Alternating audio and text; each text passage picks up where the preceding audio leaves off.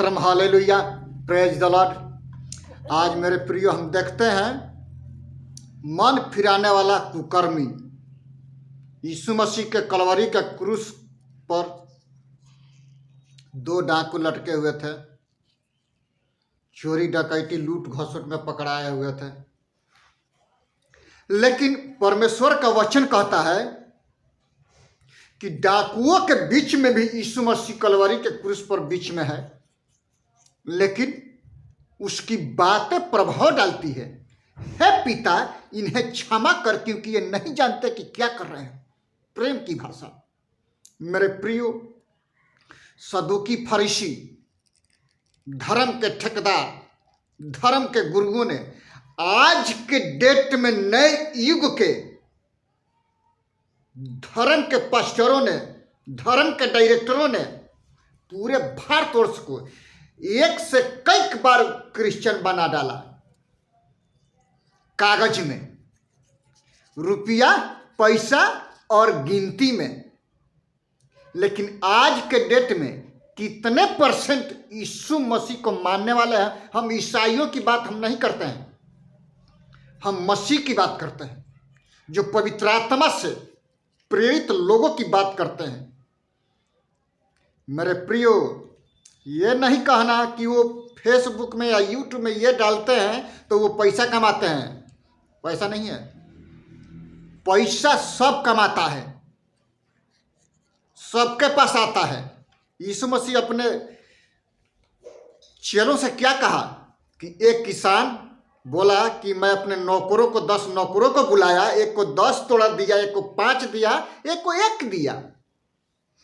लेकिन जब वो वापस आया दूर देश से तो क्या बोला कि क्या कमाया है? तो एक दास आया और बोला कि मैं 10 और कमाया है। तो हे विश्वास योग्य दास, तू थोड़े में थोड़ा विश्वास किया, तू 10 नगरों का अधिकारी बन जा। फिर एक ने आया, वो कहा कि महाराज, हमने 5 और कमाया है, तू 5 गांव पर अधिकार बन जा। एक ने कहा कि मैं जानता था कि तू क्रूर मनुष्य, तू जहां नहीं बोता वहां से काटता है और जहां नहीं बिखरता वहां से बटोरता है, इसलिए मैं तेरे तोड़े को गमछी में लपेट करके और मिट्टी में गाड़ दिया कि वो खोए ना, फिर वापस ला के दे दे। किसान बोलता है कि तू जब जानता था कि मैं क्रूर मनुष्य हूं तो साहूकारों को मेरा रुपया दे देता, मैं आकर के सूद सहित, ब्याज सहित सब कुछ ले लेता। अब सोचिए, इसलिए मालिक ने बोला कि वो तोड़ा ले लो और 10 तोड़े वाला को दे दो। अब आप सोचेंगे कि 10 तोड़ा वो ऑलरेडी है, 20 कमा लिया है, 20 हो गया उसके पास, और एक उसके पास दिया गया, क्योंकि जिसके पास है उसको दिया जाएगा और जिसके पास नहीं है उसके पास जो कुछ भी है उससे भी उसका ले लिया जाएगा, और जिसके पास ज्यादा है उसको दे दिया जाएगा। वचन कहता है, यीशु कहते हैं कि यदि आप किसी व्यक्ति को यीशु का सुसमाचार सुना देते हैं और वो विश्वास नहीं करता है, कोई बात नहीं, क्योंकि आपका ऋण वो खुदा जो स्वर्ग में बैठा है अपनी आंख से देखता है। ये आपने पैगाम पहुंचा दिया ऑनलाइन से, फेसबुक से, हर एक तरह से। यीशु ने क्या कहा जब राजा बना? सदुकी फरीसी लोगों ने कहा कि हे प्रभु, इन्हें माना करके क्यों शोरगुल कर रहे हैं? वो शोरगुल इसलिए कर रहे थे कि दाऊद की संतान की होशाना, राजाओं की राजा की होशाना, जो दाऊद के संतान की होशाना, जो यहोवा के नाम से आता है। मेरे प्रियो, यीशु ने कहा कि यदि ये चुप रहे तो पत्थर चिल्ला उठेंगे।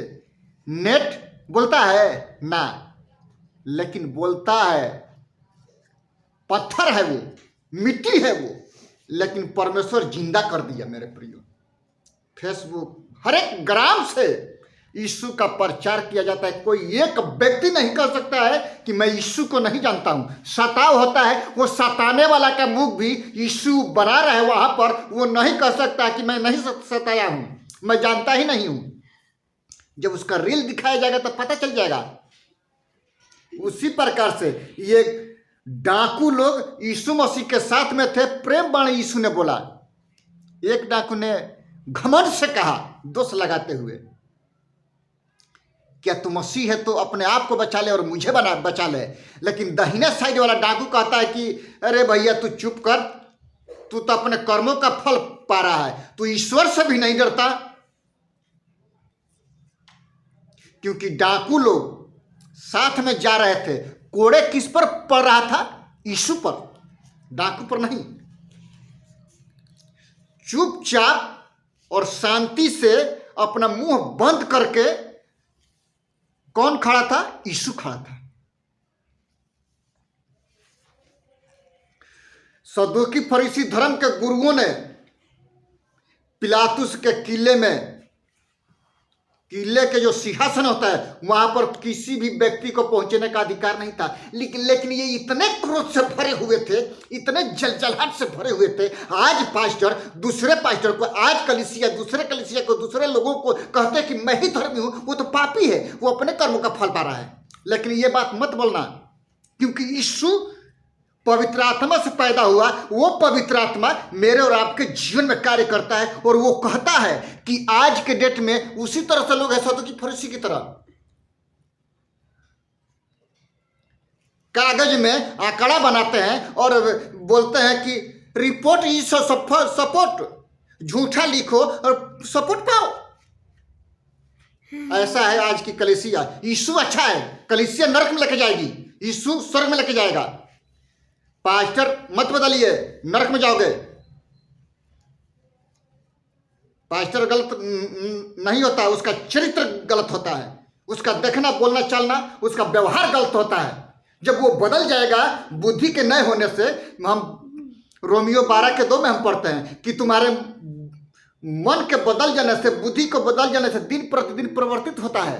क्या होता है? वो दिन प्रतिदिन जड़ पकड़ता है यीशु मसीह के नाम से। मेरे प्रियो, इसमें हम पढ़ते हैं कि यीशु चुपचाप है, वो कुछ मुंह नहीं खोला। वो डाकुओं पर प्रभाव पड़ता है। सोचिए, हम किसी वस्तु को लगातार देखते हैं तो हम कम्युनिकेट करते हैं कि हम उसके बारे में कुछ सोचते हैं। हम परमेश्वर के वचन के बारे में सोचे, लोगों की संगति करने के बारे में सोचे, लोगों की उन्नति के बारे में सोचे, उसके आत्मिक जीवन के बारे में सोचे, उसके हर लक्ष्य के बारे में सोचे कि प्रभु यीशु आज के दिन मेरे और आपके लिए क्या कह रहा है। आज वस्त्र देख करके लोग मसीह को ग्रहण करते हैं मेरे प्रियो, और भेदभाव करते हैं वस्त्र देख करके। इसके पास कपड़ा नहीं है तो ये तुच्छ पास्टर है, इसके पास ये नहीं है तो वो तुच्छ पास्टर है। अरे वस्त्र को मत देखो, उसके दिल की गहराई को देखो। जो यीशु ने उसको बनाया है, तुम नहीं बनाया हो। आज के डेट में बहुत से लोग अपने पत्नियों को देख करके उस पास्टर को निकाल देते हैं, तो बहन का बात सुन करके उसको निकाल देते हैं। अरे बहन और पत्नी तुमको नरक में लेके जाएगी, यीशु स्वर्ग में लेके जाएगा, यीशु स्वर्ग में लेके जाएगा। हमारे महात्मा गांधी, बापू महात्मा गांधी क्या बोले कि यीशु अच्छा है लेकिन उसके शागिर्द बुरे हैं, क्योंकि यीशु स्वर्ग में लेके जाएगा, उसके चेले लोग नरक में लेके जाएंगे। जो आज के डेट में हम अपने कानों से सुनते हैं और आंखों से देखते हैं और जुबान से वे लोग बोलते हैं, हमने सब कुछ देखा है मेरे प्रियो। हम जहां मन करता है परमेश्वर की आत्मा अगुवाई करते हैं, वहां पर जाकर के प्रचार करते हैं। चर्च में प्रचार करना आसान है, लेकिन रोड पर पत्रिका बांटना और यीशु के राज्य की घोषणा करना मुश्किल है। घर में कलीसिया बनाना, अपने गांव में कलीसिया बनाना आसान है, लेकिन दूसरे क्षेत्र में जाकर के प्रचार करना आपको पता चल जाएगा। डरपोक लोग कभी भी स्वर्ग के राज्य में प्रवेश नहीं करेंगे, और न चापलूस, न झूठे रिकॉर्ड बनाने वाले। अपने अपने पापों से मन फिराइए और यीशु के पास आइए। यीशु आपको चंगाई और छुटकारा देता है, यीशु आपको सब कुछ देता है, वही बदलता है, वही सब कुछ करता है यीशु मसीहा के नाम से। मेरे प्रियो, यीशु की आत्मा हमको और आपको यही सिखाती है कि हम अपने पापों से मन फिराए। ये जिस जकड़न में है उस जकड़न को यीशु के हाथ में दे। वो आपके पापों के लिए, श्रापों के लिए, बीमारी के लिए कलवरी के क्रूस पर खून बहाया है। एक आयत हम पढ़ लेंगे, यूहन्ना रचित सुसमाचार उसका 19 अध्याय और 20 से 22 पद।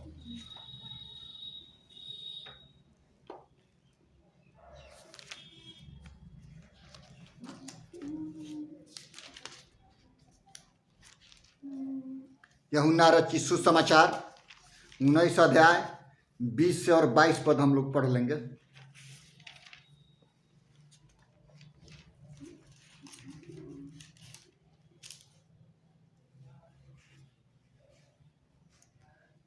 यह दोष पत्र बहुत से यहूदियों ने पढ़ा, क्योंकि वह स्थान जहाँ यीशु क्रूस पर चढ़ाया गया था नगर के पास था, और पत्री इब्रानी और लतीनी और यूनानी में लिखा हुआ था।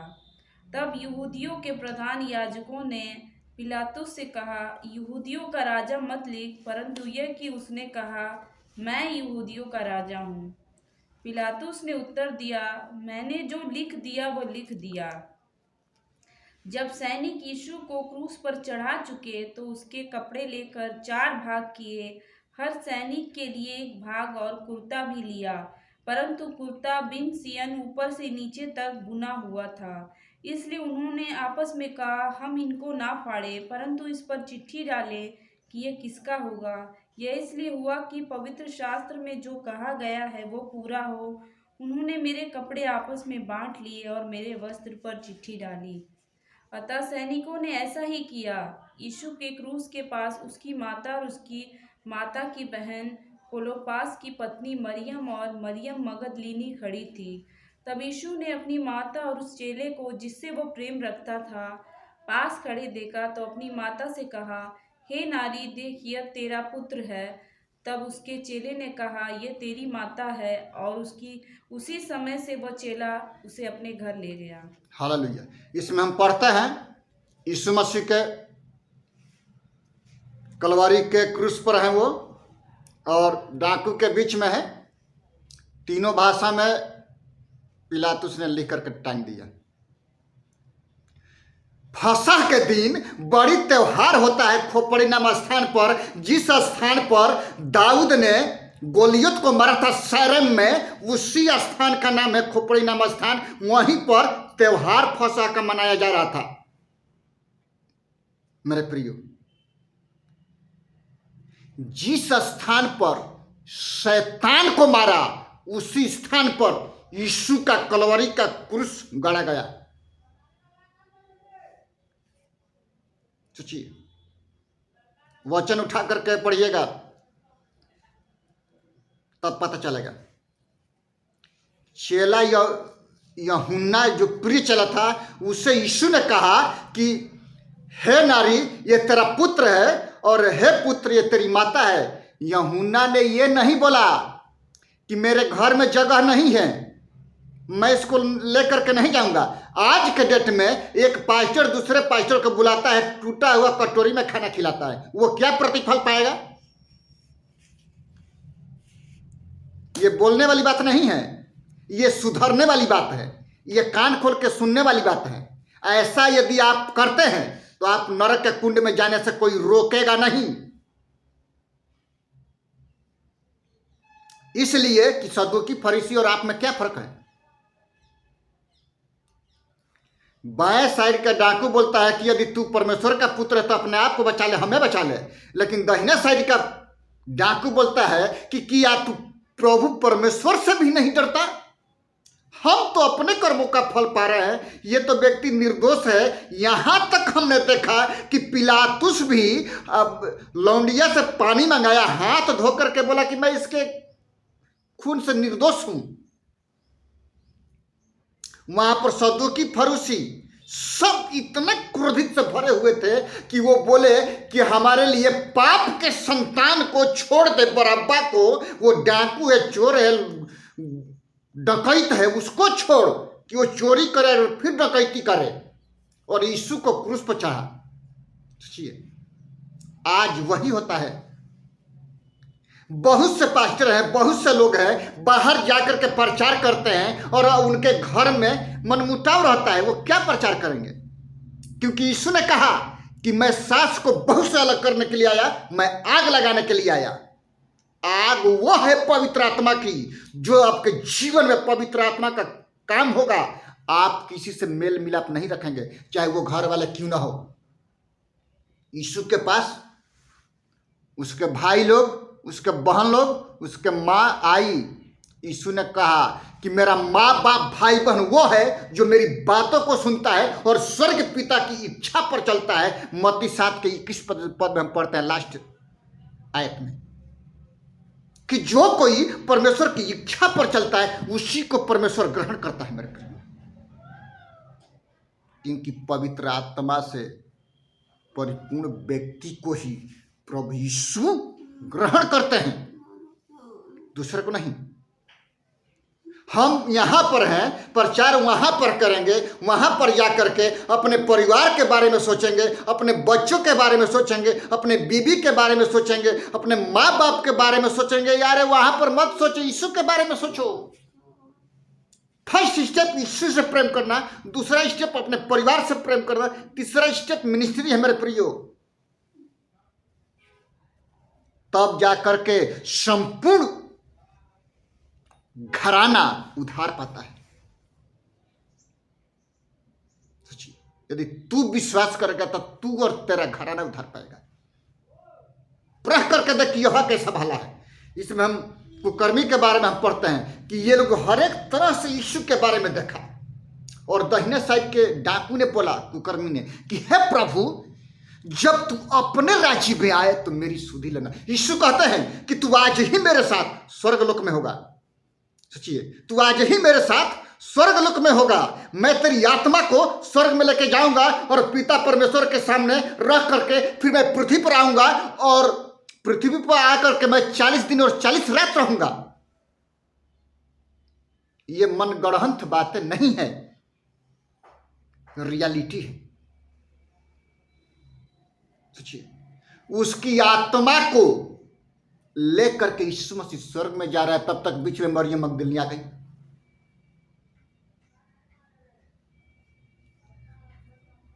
वो सोची कि ये कोई माली वाली है, तो रबुनी बोला अर्थात गुरु, तो वो सोची कि मैं उसको पकड़ लूं, तो बोला कि मुझे मत छू, मेरे भाइयों से बोल कि मैं मिलने के लिए आऊंगा। एक आयत हम पढ़ लेंगे, यूहन्ना रचित सुसमाचार, उसका 20 अध्याय और 16 पद। यीशु ने उससे कहा मरियम। उसने पीछे मुड़ करके उससे इब्रानी में कहा रबुनी अर्थात हे गुरु। यीशु ने उससे कहा मुझे मत छू, क्योंकि मैं अब तक पिता के पास ऊपर नहीं गया, परंतु मेरे भाइयों के पास जा करके उनसे कह दे कि मैं अपने पिता और तुम्हारे पिता और अपने परमेश्वर और तुम्हारे परमेश्वर के पास ऊपर जाता हूं। मरियम मगदलिनी ने जाकर के चेलों को बताया। सोच लो, मैंने प्रभु को देखा, उसने मुझसे ये बातें कहा। सप्ताह का पहला दिन, ईस्टर का दिन, संडे दिन, दूसरा का दिन ईस्टर संडे को आता है मेरे प्रियो। सप्ताह का पहला दिन स्टार्ट होता है संडे से, मंडे से स्टार्ट नहीं होता, संडे से स्टार्ट होता है।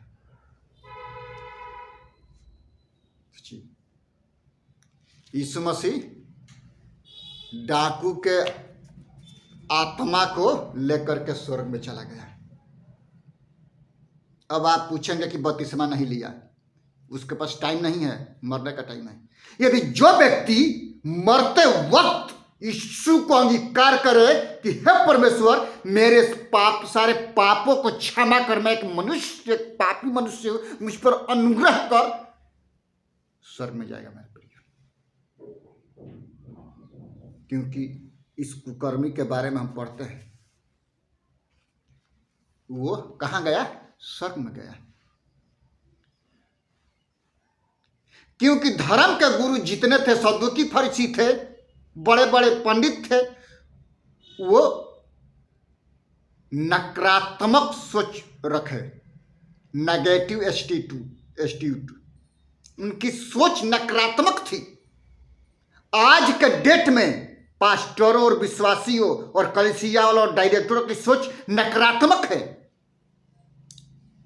कोई व्यक्ति भविष्यवाणी करता है तो क्या ये भविष्यवाणी करेगा? मरियम मूसा पर दोष लगाया, क्या प्रभु उसी से बात करेगा? हाँ, यीशु उसी से बात करेगा जिसकी आत्मा में खोट ना हो। मरियम कोढ़ से भर गई, 7 दिन तक वेट लो किया। उत्पत्ति में पढ़िएगा।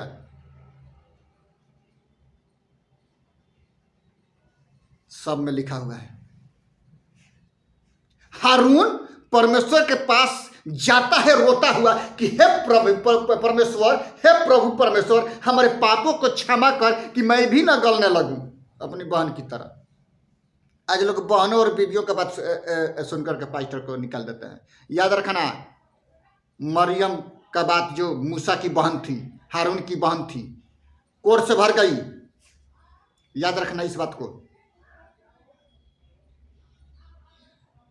फिर मूसा प्रभु का दास प्रार्थना करते हैं, सब ठीक हो गया। मुझसे प्रार्थना कर, मैं गुण गुण बातें बताऊंगा जो अभी तेरे सोच से परे है मेरे प्रिय। सोचिए, हम मत्ती 7:1-5 में हम पढ़ते हैं कि तू क्यों दूसरे के आंख के तिनकों को देखता है और तुझे अपनी आंख की लाठा नहीं सोचता? तुम क्यों दोष लगाता है और तुम उसी में दोषी पाया जाता है? हम दूसरे को देखते हैं, अरे अपने आप को देखो, ईश्वर योरसेल्फ। तुम पहले अपने आप को देखो, तब यीशु के पास जाओ। जब हम अपने हृदय को देखेंगे, जब हम अपने हृदय को झांक करके देखेंगे कि हमारे में कौन कौन सी बुराइयां हैं, कौन कौन सी बुराइयां छोड़ना है और कैसे कैसे यीशु के पास जाना है, हमारा जीवन बदलता जाएगा बुद्धि के नए हो जाने से। रोमियो 12:2 में, पहला पत्रस 1:15 और 16 में, तब चाल चलन बदल जाएगा, हम यीशु के पास चलेंगे। प्रभु इन सारे वचनों से हमको और आपको आशीष कराइए, हम प्रार्थना करें। पिता, हम धन्यवाद करते हैं महान प्रभु जी, जितने लोग इस मूवी को देखते हैं, सुनते हैं, पिता उनके आत्मिक आंखों को खोल दे खुदावंद। पवित्र आत्मा उनके जीवन में काम करे। यदि कोई बीमारी के हालत में उनको चंगाई दीजिए, यदि कोई किसी भी परेशानी के हालत में पिता उनकी प्रार्थनाओं का उत्तर दीजिए महान प्रभु जी। पूरे भारतवर्ष के शासन व्यवस्था को, BSF के जवानों को, आर्मी को, थल सेना, जल सेना, नभ सेना, सब सेनाओं को आपके हाथों में देते हैं पिता, आप आशीष कीजिए महान प्रभु।